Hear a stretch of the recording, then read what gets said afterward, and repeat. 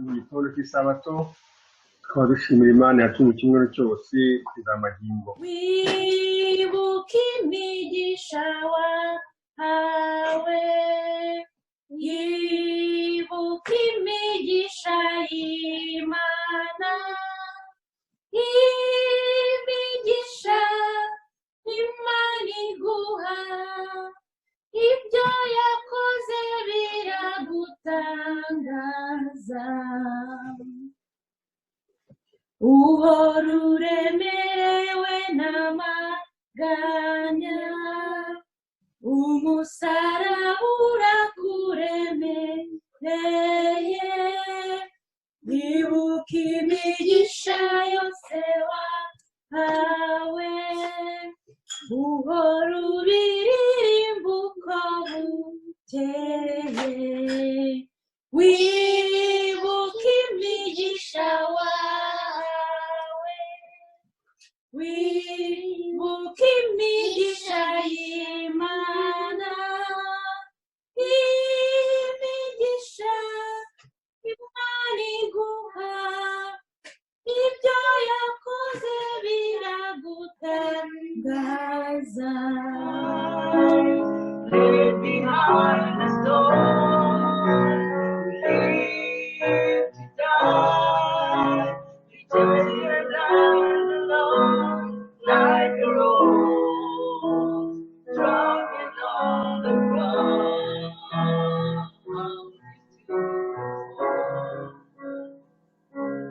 Gonna be above all, crucified, dead behind the storm, ready to die, rejected on the lawn like a rose, rocking on the ground.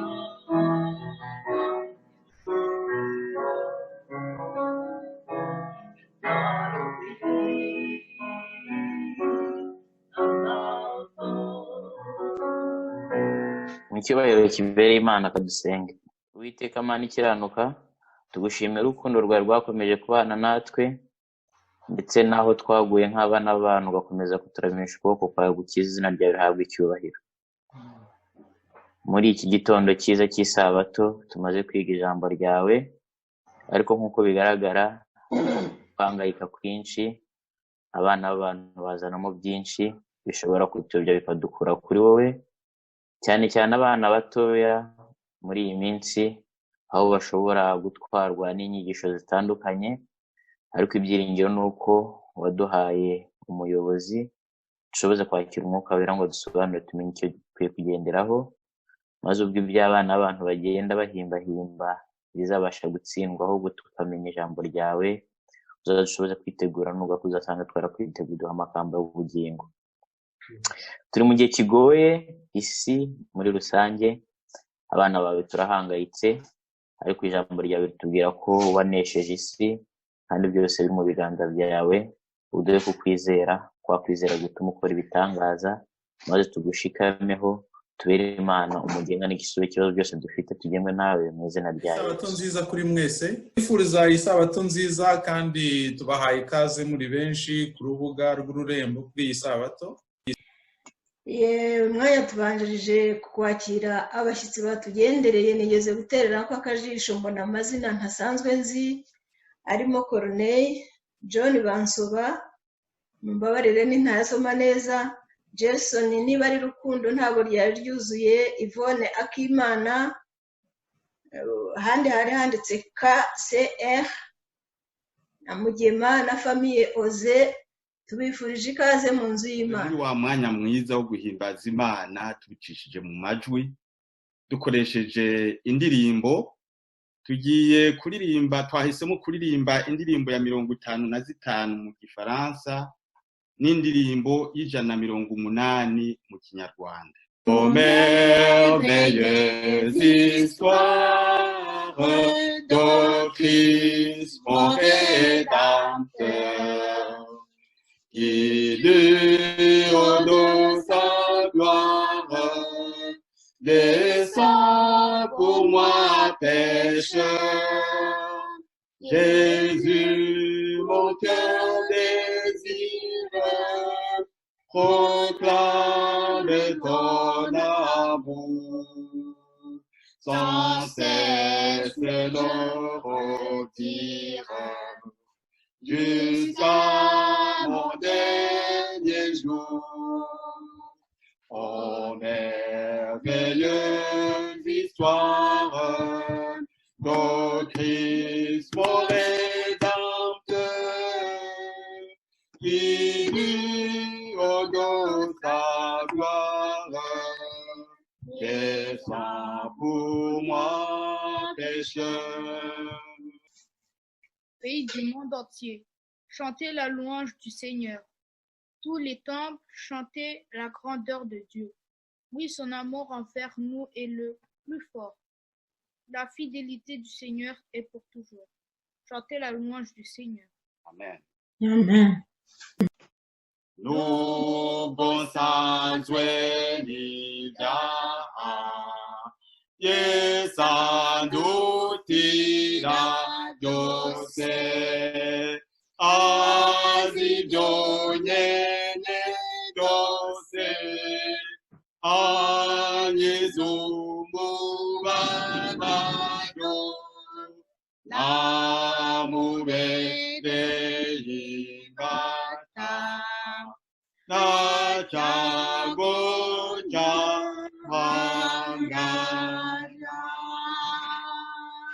On peut dire que Job, c'est un homme qui a fait preuve de courage et qui est resté fidèle à Dieu même dans les moments difficiles. Son histoire, c'est un bon exemple à suivre parce que lorsque nous vivons nous aussi des épreuves, il nous montre l'importance de toujours adorer Dieu dans les bons et mauvais moments difficiles. Donc, j'espère que vous avez compris mon histoire et je vais prier pour vous. Donc, prions. Seigneur, merci pour cette journée. Merci pour la semaine d'avoir regardé les enfants. Je demande aussi de donner la force et le courage aux enfants de suivre l'exemple de Job pour qu'ils puissent rester fidèles à toi. Au nom de Jésus, Amen. Amen. ngiye kuririmba indirimbo ivuga ngo nubwo waba uri kure ariko Yesu abasha kukuzura, abasha kukumva, ubasha kuririmba, ubasha guhimbaza, kandi tumenye yuko yapfuye urupfu rubi ngo tubashe kubaho, turirimbe tumuhimbaze. Usa naho uri kure ariko none uratwuzura, nubwo nakuvuyeho hamwe uyu munsi kunanirwa gusenga, ariko se mvuga iki, ese nabihera he, ubwo ungiriye ubuntu ukambabarira, ndirimbe ntimbaze mu mwijima naniwe, mbaye no mu gahinda, ndirimbe ntimbaze nguheshe icyubahiro, wowe Mana y'ukuri, ndirimbe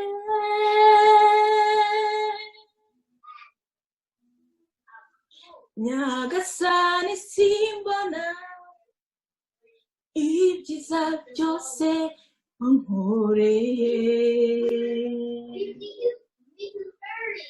ariko ndakwizera kuko wapfuye ngo mporwe, ariko se mvuga iki, se nabihera he, ungiriye ubuntu ukambabarira ndiri imbere nimbaze mu mwijima naniwe mbaye no mu gahinda ndiri imbere nimbaze nguheshe icyubahiro wowe mana y'ukuri ndiri imbere nimbaze mu mwijima naniwe mbaye no mu gahinda turirimbe dusingize no muri konfinema cyangwa se no mu kazi turirimbe dusingize aba no mu burwayi cyangwa se mu bukene turirimbe dusingize icyubahiro niwe mana y'ukuri turirimbe dusingize guhesha icyubahiro mana y'ukuri ndirimbe singize.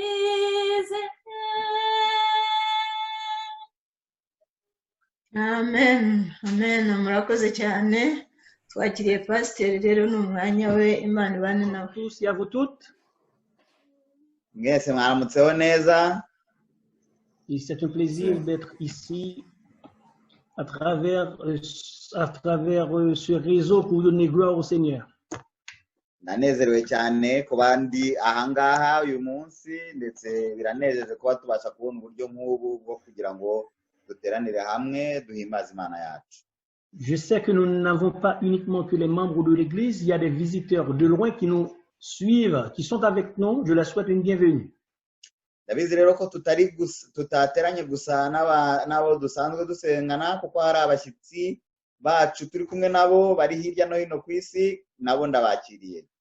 Et avant de commencer avec le sermon d'aujourd'hui, j'ai deux choses à vous dire.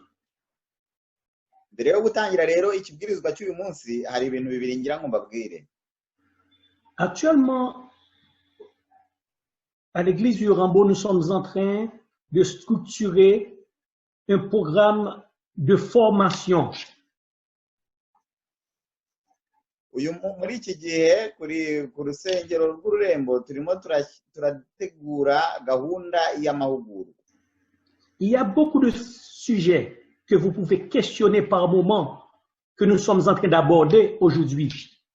Hari insanganyamatsiko nyinshi mujya mwibazaho, turimo dushaka kugira ngo muri iki gihe tubonereho tujye tuziganiraho.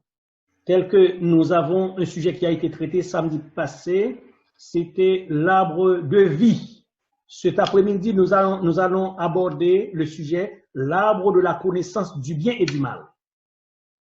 Nko ku isabato ishize twaganiriye ku byerekeranye n'igiti cy'ubugingo. Uyu munsi rero turaza kuganira ku giti, ku nsanganyamatsiko ivuga igiti kimenyesha icyiza n'ikibi. C'est un sujet tellement important. Je demande à toute l'Église aujourd'hui de 3h à 4h30 de venir assister à ce sujet. Akaba rero ari insanganyamatsiko nziza cyane, nkaba mbararikira mwese kuza kwitabira kuva saa 9 kugera saa 10 kugira ngo muze kwiga namwe iyo nsanganyamatsiko. Cela veut dire à 3h précises, nous allons nous brancher sur Zoom. Nous vous attendons cet après-midi. Nshatse rero kuvuga yuko saa 9 zuzuye neza turaba twiconnecte kuri Zoom. Nkaba nizera ko mwese muraza kuba muhari muri benshi. Et demain, je voudrais rencontrer avec tous les jeunes de l'Église pour un forum, et tels que les enfants de frère Isaac, les enfants de frère Denis, les enfants de frère François, les enfants de frère Donald et les enfants de frère Charles et autres jeunes, tous les jeunes de l'Église demain, de 3 heures après-midi, de 3 heures de l'après-midi à 4 heures. Si les adultes pourront venir assister, ça ne dérange pas, mais cela va concerner uniquement les jeunes du groupe Urambo. ejo rero ku cyumweru saa 9 kugera saa 10 n'igice umwanya ashaka kugira ngo azaganire n'urubyiruko kuvuga urubyiruko rwo mu miryango amaze kuvuga hariya ariko n'urundi rubyiruko rwari rwo rwose rwaba rushaka kuza kuparticipa kuri icyo kiganiro ndetse niba hari n'abantu bakuru bumva byabanyura kuba bari muri icyo kiganiro barararitswe ariko kizaba ari ikiganiro kigenewe urubyiruko. Et ensuite, il y a une annonce qui a été oubliée, c'est que le 31 mai, dimanche 31 mai, nous aurons le comité d'église de 6h à 8h sur Zoom. Comité d'église dimanche 31 mai. ngira ngo hari rero n'itangazo ushobora kuba ryibagiranye nuko ku cyumweru ku itariki ya 31 tuzagira inama y'abayobozi b'itorero. Et il y a quelques années de cela, quelques mois de cela, tout était stable. Mu bihe bishize, mu mezi ashize, mu myaka ishize, ibintu byose wabonaga bituje. On se sentait bien. Abantu bose bumvaga bameze neza. Mais maintenant, nous devons réfléchir. Quand tout s'écroule, nyamara kuri ubu twese tugomba kugira mu nzu. Quand tout s'écroule, iyo ibintu byose wari wiringiye byose birindimutse. Parce que nous vivons dans une époque bouleversée. Kubera yuko tuba mu gihe kidatuje, mu gihe kitorohewe, gihora kinyeganyezwa. Le monde se trouve dans une situation critique. Tout est à l'envers. Isi dutuyemo iri mu bihe bigoye kandi bikomeye, aho ibintu byose bisa naho biri mu murongo uhabanye cyane n'uwo byagombye kubamo. Le bateau qu'emmène l'humanité est un bateau à risque. Rien n'est stable, que ce soit au niveau moral, financier et spirituel. Ubwato butwaye inyoko muntu buri mu miraba myinshi, nta mutuzo uhari, haba mu byerekeranye n'ubuzima bw'iby'umwuka, bamwerekanye n'ubuzima bw'imibanire y'abantu ndetse no mu byerekeranye n'ubukungu. Se trouvant au milieu de nulle part, tout le monde cherche son repère pour finalement aboutir à une labyrinthe. Hanyuma rero muri ako kavuyo kangana gutyo buri muntu wese aragerageza gushakisha inzira yanyuramo, ariko agasanga ahubwo rimwe na rimwe yisanze mu mayira abiri kandi nayo afunganye. En dépit de ce moment d'obscurité dans lequel nous vivons aujourd'hui, Dieu a un message pour son peuple. Nyamara nubwo twaba turi mu bihe by'umwijima nk'ibyo turimo muri iki gihe, Imana ifite ubutumwa bwihariye yageneye ubwoko bwayo. Un message rassurant pendant que tout le monde panique. Ni ubutumwa bwo guhumuriza igihe abandi bose bahagaritse umutima. Un message rassurant pendant que tout le monde panique. Ni ubutumwa buhumuriza umutima igihe abandi bose bahagaritse umutima. Un message tandis que ceux qui sont supposés de nous protéger font faillite et cherchent eux-mêmes du réconfort. Mu gihe abari bashinzwe kurinda abandi nabo ubwabo bahagaritse umutima, nabo ndetse bakeneye ikibahumuriza, Imana yacu ifite ubutumwa buhumuriza imitima yacu. Et tandis que nous étions dans cette situation difficile, durant le mois de mars, j'ai remarqué à la télévision le président de Burundi s'inclina au sol en plein jour pour chercher l'Éternel. Mu kwezi kwa gatatu ubwo ibibazo byari bikomeye, isi yose iri gufunga imiryango, pasiteri yabonye kuri televiziyo umuperezida wo mu gihugu cy'u Burundi apfukamye hasi yunamye ari gusaba Imana ibisubizo. En Italie, j'ai remarqué qu'un boulevard fut pacté, des gens de toutes parts, des gens avec cravate, des vestes, des gens lettrés, le président et le secrétaire, les ministres se sont jonchés au sol pour chercher l'Éternel. Mu gihugu cy'Ubutaliyani pasiteri yabonye aho abantu batandukanye abambaye amakaravati abayobozi abategetsi uburyo butandukanye bose bikubita hasi bakarambarara bashakisha igisubizo cy'ibibazo byabo. Le président de la première puissance mondiale, Donald Trump, est allé se réfugier dans une église, là où le pasteur et les anciens ont déposé la main sur sa tête pour le consoler afin de rechercher l'Éternel. Pasiteri kandi yabonye aho bagaragazaga perezida w'igihugu gikomeye cya mbere ku isi nka Amerika ahungira mu rusengero maze abakuru b'itorero n'abapasitori bakamurambikaho ibiganza ngo bamuhumurize. En un mot, frères et sœurs, une grande peur s'est installée dans le monde d'aujourd'hui, tandis que Dieu a un message puissant pour tous ses enfants. Nuko rero bene data muri iki gihe ubwoba bwateye imitima y'abatuye isi bose, Imana ifite ubutumwa buhumuriza ku bwoko bwayo. Un message que nous pouvons lire dans Psaume 11, verset 3, en disant « Quand les fondements sont renversés, les justes, que feraient-ils » Psaume 11, verset 3. Muri Zaburi ya 11, psaume combien, pasteur? Psaume 11, verset 3. Ngo niba imfatiro zishenywe umukiranutsi yakora iki? Et des recherches n'ont pas dévoilé exactement la situation dans laquelle David se trouvait en ce moment lorsqu'il a écrit un tel texte. Ntabwo bushakashatsi bwagaragaje uko aho Dawidi yari ari n'uburyo yari abayeho muri iki gihe igihe yandikaga aya magambo. Mais on a présumé qu'il parlait d'une période de sa vie bouleversée. Nyamara bitekerezwa yuko yaba yarayanditse mu gihe cy'ubuzima bwe igihe ubuzima bwe bwari burimo akavuyo kenshi. La plupart des commentateurs rapportent ce psaume, le psaume 11, à la persécution de Saül et nous voyons David lui-même représenter dans ce temps sa triste condition sous une image toute semblable à celle qui se trouve au verset 1er. Aha rero abagerageza kwiga iyi Zaburi bayihuza n'igihe cyo kurenganya kwa Sawuli, aho nyine bigaragara ko Dawidi yavugaga kuva ku murongo wa mbere w'iki gice ibihe by'akababaro yanyuzemo.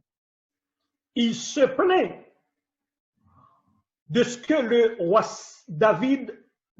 roi Saül le poursuivit. Ahangaha bigaragara yuko yarimo yitotombera uburyo umwami Sawuli yamukurikiranye. Le poursuivit comme on poursuivait une perdrix dans les montagnes. 1 Samuel 26, verset 20. Le poursuivait comme on a poursuivi une perdrix dans les montagnes, d'après 1 Samuel 26, verset 20. Mu gice cya 26 umurongo waho wa 20 yavugaga ngo ko bamukurikira mu misozi nk'abakurikiye umuhigo. Nous savons aussi, frères et sœurs, que plus d'une fois David a dû chercher un refuge dans les montagnes. 1 Samuel 23, les versets 25 à 28. Tuzi nanone kandi nk'uko tubona muri gitabo cya Samweli ko hari kenshi Dawidi yagiye aba ngomba ko ahungira mu misozi. Il est vrai, frères et sœurs, que dans ce psaume, David a repoussé le conseil de chercher le salut dans la fuite. Ngo rero biragaragara yuko muri iki gihe Dawidi yagaragazaga agakiza kabonekera mu buhungiro. Mais cette fois-ci, il s'est tu pour un moment afin d'écouter la voix de l'Éternel pour aller se réfugier sous ses ailes protectrices. maze rero nubwo yageragezaga guhunga kenshi ubundi yikiza, yageze aha ngaha noneho yumva ageze igihe cyo guhama hamwe, ahubwo agahungira mu mababa y'Imana. Ce psaume a un caractère prophétique et même eschatologique. Iyo rero usomye iki gice cya Zaburi ubona gifitemo uburyo kirimo amagambo y'ubuhanuzi. Dans ce psaume, il parle des fondements qui sont des fondements qui peuvent détruire la terre. Quand les fondements de la terre secouent, quand les fondements de la terre ne sont plus, alors le juste, que ferait-il? Kuko ahangaha yaribazaga ngo imfatiro z'isi zishenywe, none umukiranutsi yakora iki? Dans ce contexte, David parle de quel type de fondement? Ese muri iki gice urumva yaravugaga ubuhe bwoko bw'imfatizo? Parce que le mot fondement ici en hébreu, c'est shatal, qui signifie quelque chose sur laquelle s'appuyer. Kuko ijambo ryakoreshejwe hano mu giheburayo rishatse kuvuga ikintu umuntu yishingikirizaho. Fondement ici signifie une base. Ahangaha rero imfatiro umuntu yazifata nk'aho ari umusingi. Mesdames, Mesdemoiselles et Messieurs, frères et sœurs, nous vivons dans un monde, dans un siècle dont les fondements même sont renversés, aussi bien que des fondements politiques, moraux, religieux, que les fondements de nombreuses nations. Bityo rero bene data, mu gihe turimo ni igihe imfatiro zose z'isi zinyeganyejejwe, imfatiro mu buryo bw'imibanire y'abantu, imfatiro mu buryo bwa politiki, imfatiro mu buryo bw'ubukungu, imfatiro mu buryo bw'umwuka. David vivait dans une époque de grande insécurité et humainement parlant, il paniqua.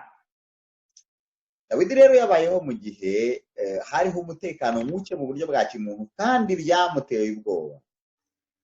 Au verset premier, on lui conseilla de fuir. Umurongo wa mbere tubona ko bamugiriye inama yo guhunga.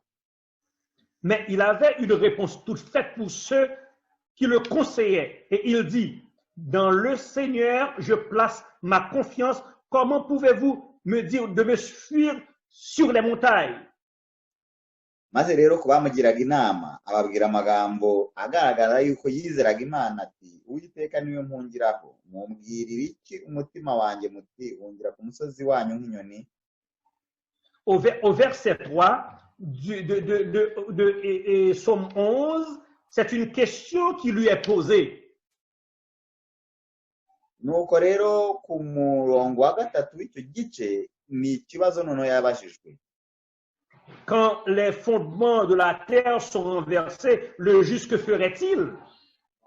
Bati niba imfatiro zishenywe, umukiranutsi yakora iki? Cette question, frères et sœurs, est de mise aujourd'hui. Que ferons-nous dans cette époque de crise mondiale?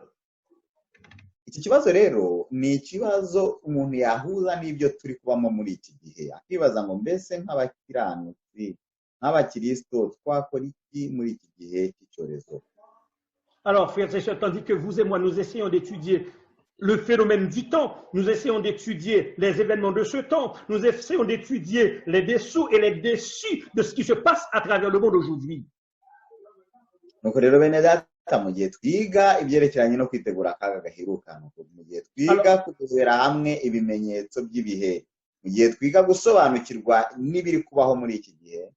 Mais je ne suis pas là pour vous faire peur, mais je suis là pour vous dire la vérité. Ce que vous voyez, ce que vous entendez aujourd'hui n'est rien comparativement à ce qui attend l'humanité. Aba rero ntarigira ngo wenda mbatera ubwoba, ariko ndagira ngo mbabwire yuko ibi tubona uyu munsi ni ibintu byoroheje uramutse ubigereranije n'ibyo inyokomuntu izabona mu bihe bizaza. Frères et sœurs, ne vous trompez pas, ce monde ne trouvera pas un temps de paix réel jusqu'à ce que Jésus revienne. Nuko rero bene data ntimwishuke, ntabwo isi izigera igira umutuzo usesuye mbere y'uko Yesu Kristo agaruka. Les choses vont en s'empirant chaque jour, chaque mois, chaque semaine et chaque année. uko umunsi usize undi ugataha ibintu bigenda birushaho kuba bibi aho kugenda biba byiza. C'est pourquoi que l'apôtre Paul, il a déclaré dans Éphésiens 5, verset 16, « Rachetez le temps car les jours sont mauvais. » Ni nayo mpamvu intumwa Pawulo yavuze ngo nimucunguze uburyo umwete kuko iminsi ari mibi. Frères et sœurs et amis visiteurs, n'attendez rien, n'attendez pas à un monde meilleur. Nuko rero bene data bashiki banjye kandi namwe abashyitsi bacu uyu munsi mwe kwitega yuko isi izarushaho kuba nziza. Le temps est un véhicule qui nous transporte vers une destinée. Igihe umuntu yakigereranya nk'imodoka itujyana ahantu runaka. Nous avons traversé hier pour arriver aujourd'hui. Twanyuze ejo hashize kugira ngo tubashe kugera uyu munsi. Le temps nous a conduits. Il se présente sous deux formes, chronos et kairos.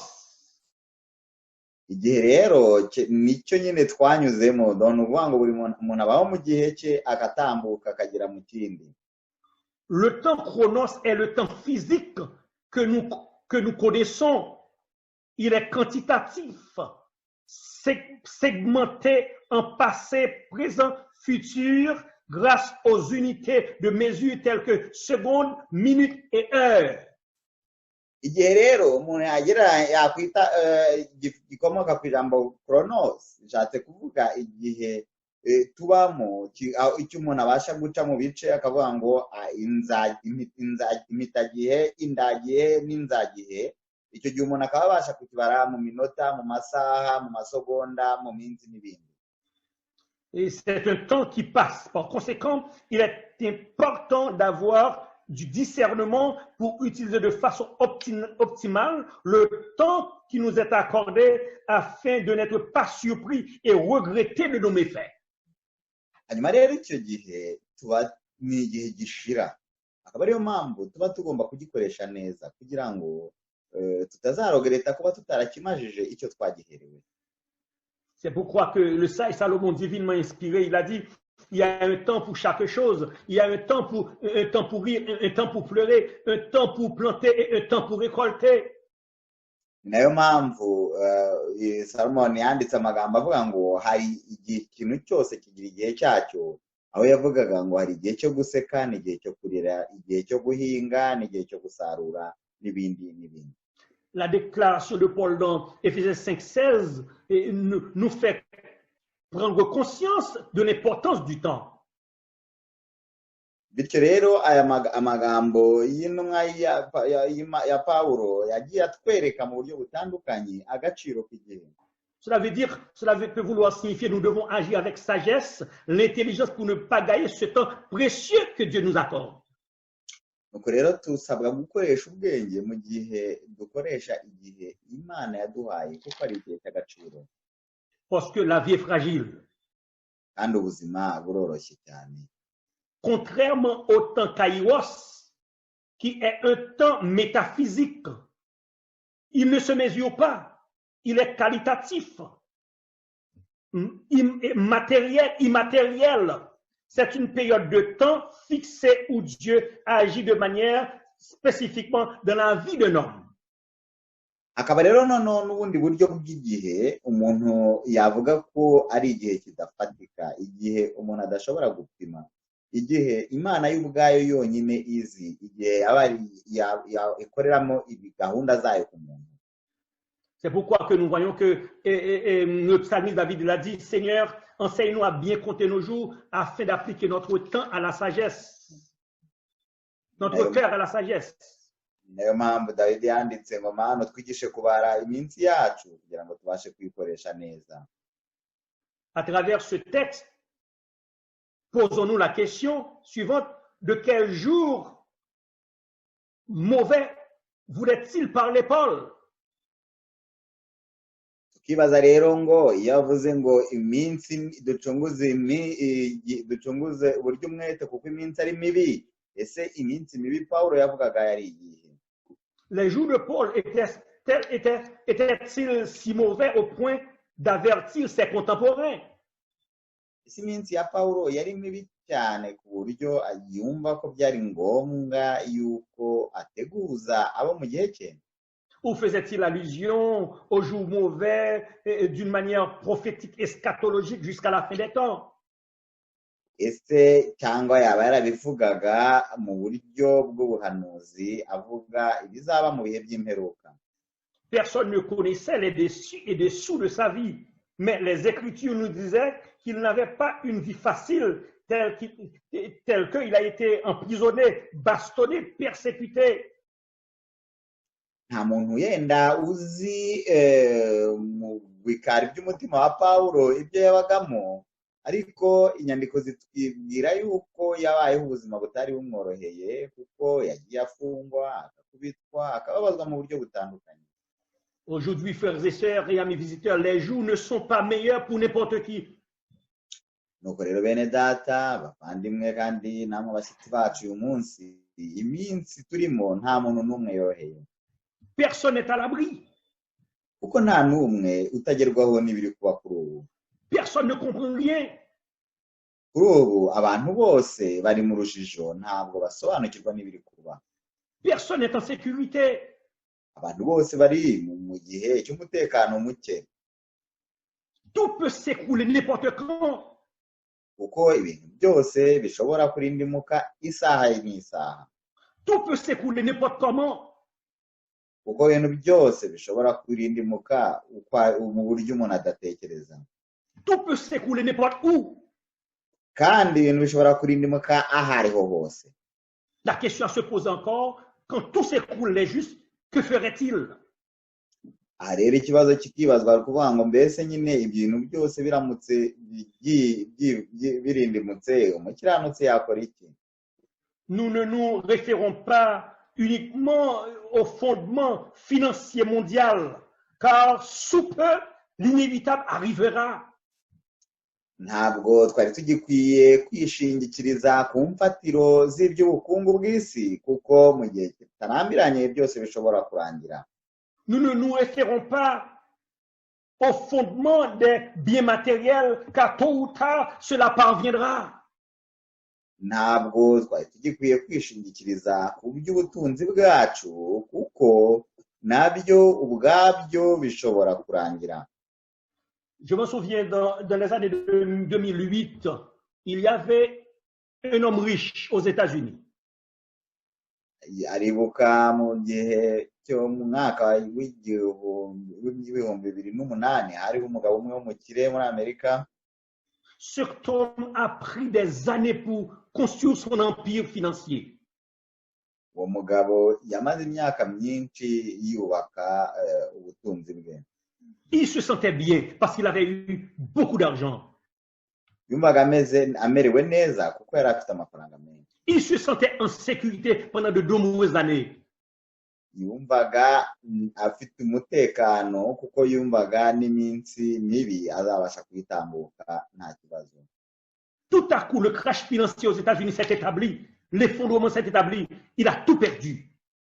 Maze mu gihe cyatunguranye cyane muri Amerika habahaje crise économique, maze ibintu bye byose ahita bitakaza. Cet homme pleurait comme un bébé. Il n'avait pas eu de secours de nulle part. Finalement, il a pris une corde. Il s'est pendu. Nuko uwo mugabo abonye ibye byose bigiye, abonye nta bundi buryo afite, yarariraga nk'akana rwose ababajwe cyane nabyo, bigeze abonye nta bundi muti wabyo afata umugozi ariyahura. Je connais quelqu'un personnellement qui est un citoyen ici au Canada, qui a pendant 15 ans, qui travaille très dur, 6-7 mois en faisant du taxi pour aller en Haïti afin de construire la maison de son rêve, la maison de ses rêves. Aziwe ubwe umuntu wari umunyakanada hano ariko akomoka muri Haiti, agakora rwose cyane imyaka myinshi, agakora cyane bihambaye, maze akazajya yambuka agasubira muri Haiti kubakisha inzu y'inzozi ze. Il travaillait dur dans le taxi en faisant 12-14 heures par jour ses revenus ont été envoyés en Haïti pour construire une maison extraordinaire à la hauteur d'ici, afin de louer aux touristes pour construire un avenir meilleur. Pendant 15 ans.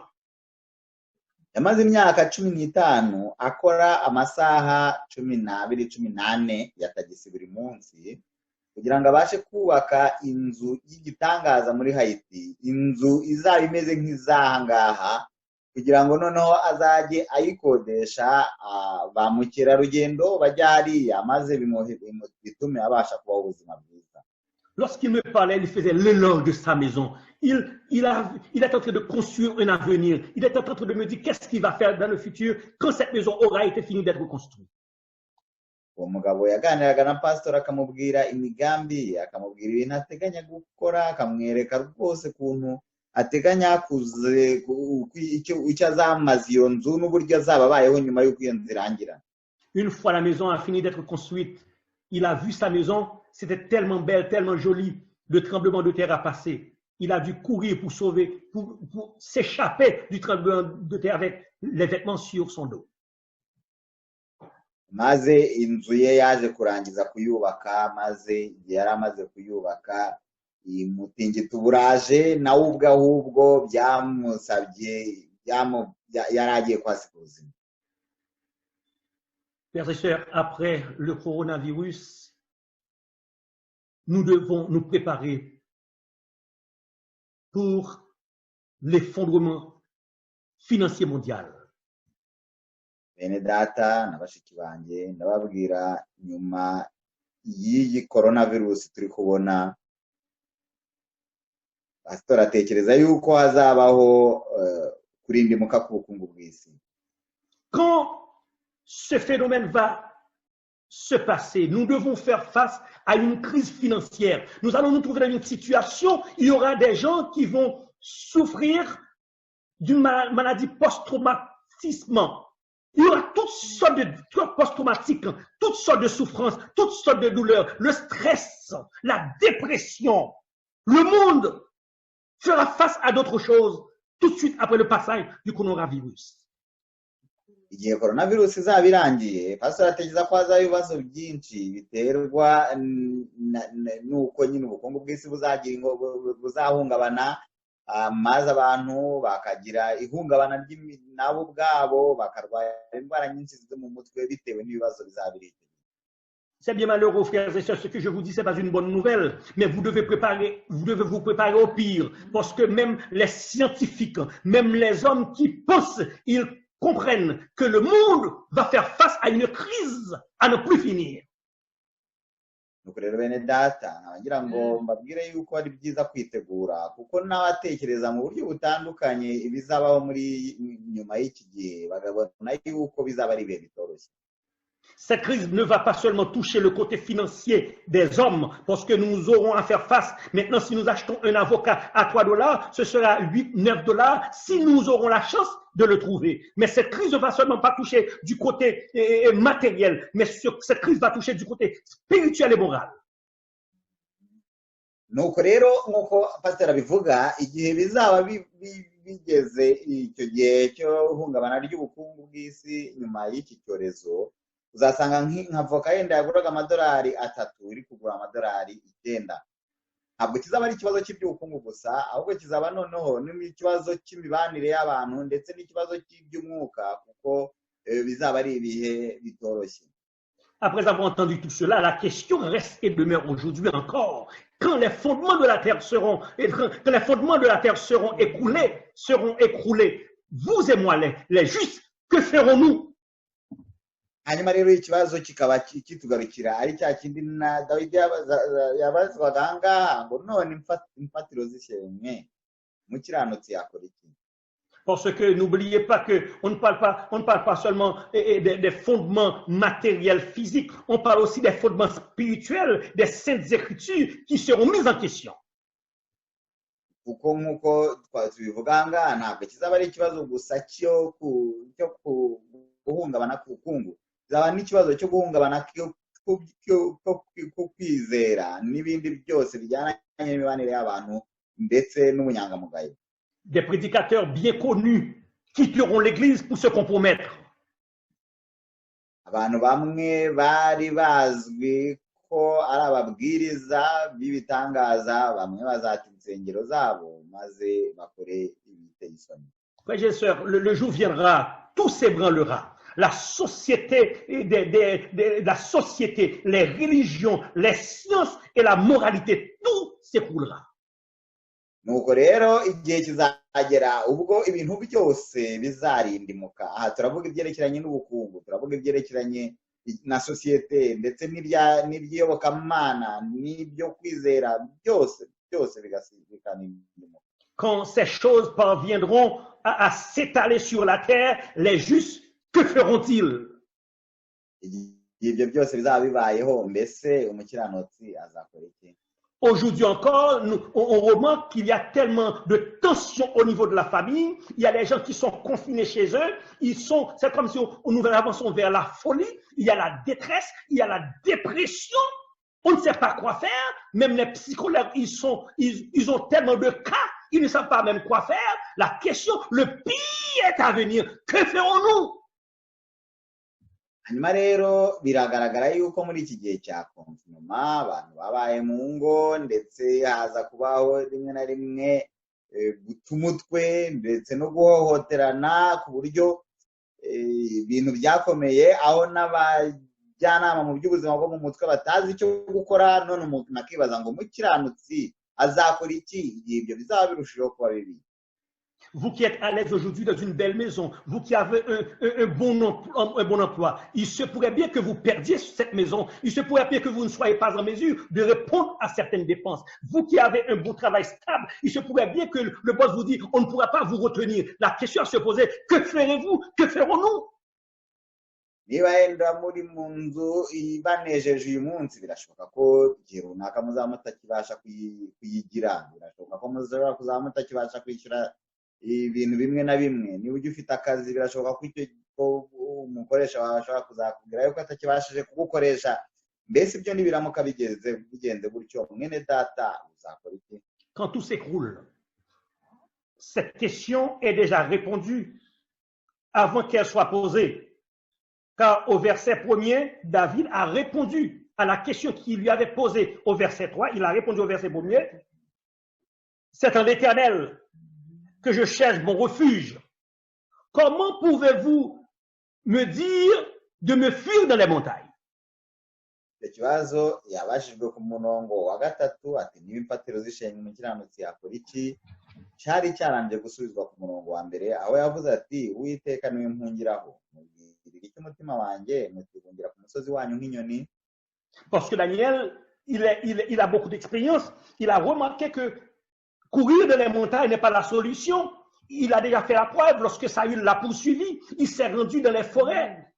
Il a été poursuivi par Saül. Les montagnes ne donnent pas la solution, mais la solution se trouve lorsqu'on se trouve sous les ailes protectrices de l'Éternel des armées. Ahangaha rero yarabihakanye ko atari buhungire mu musozi, kuko ibyo ni ibintu yari yaragerageje. Igihe Sawuli yamuhigaga yagerageje guhungira mu misozi no mu mashyamba, nyamara yabonye ibyo byose ko nta gisubizo bitanga, ko ahubwo ubuhungiro nyakuri buba mu Uwiteka. Lorsque vous resterez sous ces ailes protectrices, lorsqu'il y aura une famine, lorsqu'il y aura une situation difficile, lorsque les gens ne sauront pas quoi faire, le Seigneur vous permettra de rester calme parce que vous serez protégés, vos os vous seront donnés et la nourriture vous sera donnée. Kuko iyo uhungiye mu mababa y'Uwiteka, kabone n'ubwo wanyura mu bibazo bitandukanye, kabone n'ubwo wagira uhagarika umutima, mu mababa y'Uwiteka hari amahoro atanga. Frères et sœurs, quand tout s'écroule, il ne reste que l'Éternel des armées qui peut nous protéger. Bene data, igihe ibintu byose birindimutse, Uwiteka nyir'ingabo niwe wenyine ushobora kukurinda. L'intelligence ne pourra rien faire pour vous. L'argent ne pourra rien faire pour vous. Les contacts ne pourront rien faire pour vous. Les grands ne pourront rien faire pour vous. Les amis ne pourront rien faire pour vous. Vos amis ne pourront rien faire pour vous. Il n'y aura que l'Éternel des armées qui vous soutiendra. Amen. ubwenge bwawe nta kintu bwabasha kugufasha mu gihe nk'icyo, inshuti zawe ntacyo zabasha kugufasha, amaboko watekereza ko wubatse ntacyo yabasha kugufasha, ubutunzi bwawe ntacyo bwabasha kugufasha mu gihe nk'icyo. Uwiteka Nyiringabo niwe wenyine ubasha kukurinda. Que le Seigneur aujourd'hui vous renforce, vous permet de comprendre qu'il est celui qui peut vous soutenir quand les fondements de la terre auront été ébranlés. Imana yacu bakomeze kandi bafashe gusobanukirwa ko ariyo yonyine ibasha kubunganira no kubafasha mu gihe imfatiro z'isi zinyeganyeze. Ce que nous vivons aujourd'hui n'est qu'une fissure des fondements. Mais quand les fondements auront été écroulés, le Seigneur, il saura comment intervenir pour protéger ses enfants. Il saura comment intervenir pour assurer votre eau et votre nourriture. Il saura comment intervenir pour maintenir toujours dans la foi. Ibyo tubona uyu munsi nubwo biteye ubwoba ni agace gato k'ibizaba, ariko nubwo bimeze bityo igihe ibyo byose bizaba bibaye, Uwiteka azaba ahari kuri wowe. Uwiteka azatabara maze agushakira ibyo urya. Uwiteka azatabara akubonera aho uhungira. Uwiteka azatabara aguhe ibyo wifuza byose muri icyo gihe. Les pasteurs ne seront plus là pour vous donner un message de réconfort. L'église ne sera plus là pour vous accueillir. Les frères ne seront plus là pour prier pour vous. Ce sera chacun pour soi, Dieu pour tous. C'est aujourd'hui qu'il faut se conformer.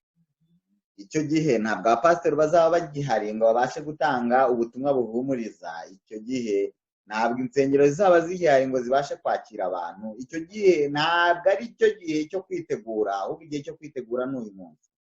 Frères et sœurs, nous devons travailler pour vivre, non pas vivre pour travailler. Nous devons rester attachés uniquement à Dieu. C'est lui qui peut nous soutenir. C'est lui qui est notre garantie, peu importe quoi. C'est lui qui peut frayer un chemin, peu importe où, parce qu'il est celui qui peut nous porter sur son dos. Il est celui qui peut frayer une porte de sortie pour nous délivrer pour toujours. Nuko rero bene data tugomba gukora kugira ngo tubeho, ndetse aho kugira ngo tubereho kugira ngo dukore. Tugomba guhora twiragije Uwiteka kuko ari we wenyine ubasha kuboneza inzira zacu. Tugomba kwikonfia mu Uwiteka kuko ari we wenyine ubasha kuturinda igihe ibintu byose birinde mu mutima. Quand les fondements de la terre seront ébranlés, les justes feront-ils.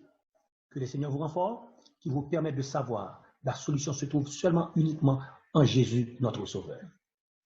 Imana y'amahoro ibafashe kandi ibunganire, ibasobanurire rwose igisubizo kibonerwa muri Yesu Kristo. Amen.